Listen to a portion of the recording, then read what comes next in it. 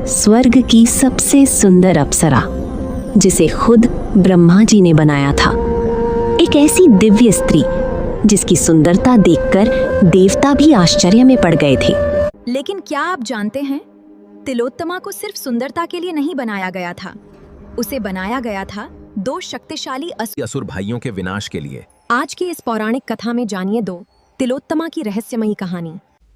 बहुत समय पहले दो असुर भाई थे, सुंद और उपसुंद। दोनों बचपन से ही बेहद शक्तिशाली और एक दूसरे के प्रति समर्पित थे। लेकिन शक्ति पाने की लालसा में दोनों भाइयों ने कठोर तपस्या शुरू कर दी। सालों तक तपस्या करने के बाद ब्रह्मा जी उनके सामने प्रकट हुए। ब्रह्मा जी बोले, मांगो वत्स, क्या वरदान चाहिए? दोनों असुरों ने कहा, हमें ऐसा वरदान दीजिए कि कोई देवता, दानव, यक्ष या मनुष्य हमारा वध न कर सकी। ब्रह्मा जी समझ गए कि अगर ये असुर अधर्म के मार्ग पर चले तो तीनों लोकों में विनाश मचा देंगे। फिर भी तपस्या से प्रसन्न होकर उन्होंने वरदान दे दिया। वरदान मिलते ही सुंद और उपसुंद का अहंकार बढ़ गया। उन्होंने ऋषियों के यज्ञ नष्ट करने शुरू कर दिए, देवताओं पर आक्रमण किए, धरती पर अत्याचार बढ़ने लगे। सभी देवता भयभीत हो गए। तब सभी देवता ब्रह्मा जी के पास पहुंचे और बोले, प्रभु, इन असुरों से तीनों लोकों की रक्षा कीजिए। ब्रह्मा जी ने संसार की हर सुंदर वस्तु का तिल तिल अंश लिया। चंद्रमा की शीतलता, कमल की कोमलता, मोर की सुंदरता, सूर्य का तेज और स्वर्ग की दिव्यता, इन सब को मिलाकर उन्होंने एक अलौकिक अप्सरा का निर्माण किया।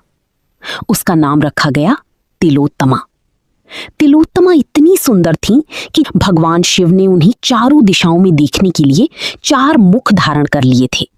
अब ब्रह्मा जी ने तिलोत्तमा को आदेश दिया, जाओ और उन असुर भाइयों का अंत करो।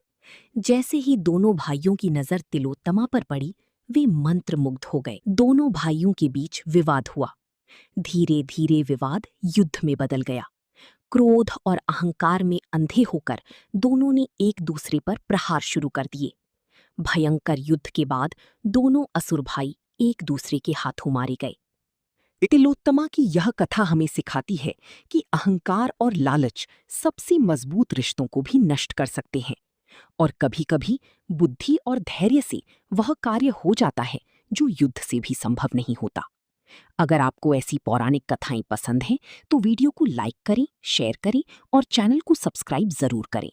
कमेंट में लिखिए, जय श्री ब्रह्मा।